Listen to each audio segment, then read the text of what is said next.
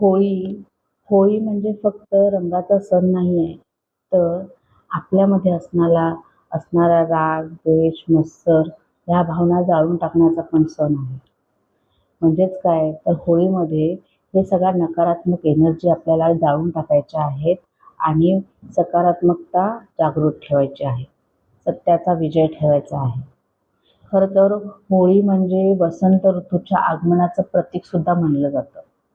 होलिका दहनानंतर दुसऱ्या दिवशी जी रंगपंचमी असते ना, ती मनसोक्त खेळली जाते. रंगांची उधळण करूया, नवे रंग घेऊया, जुन्या सगळ्या ज्या नात्यांना जे काही आपले रागाची बंधनं आहेत, काही गोष्टी आहेत, ती सगळी नाती, ते सगळे राग दुसरे विसरून जाऊया आणि छानपैकी नव्या रंगांची उधळण करूया. बघा वसंत ऋतूमध्ये ना छान-छान फुलांचा बहर असतो. गुलाब, झेंडू, जास्वंद अशी ना मोगरा अशी छान फुलांचा बहर येतो आणि ह्याच फुलांच्या रंगांची उधळण ह्या धुलीवंदनामध्ये केली जाते.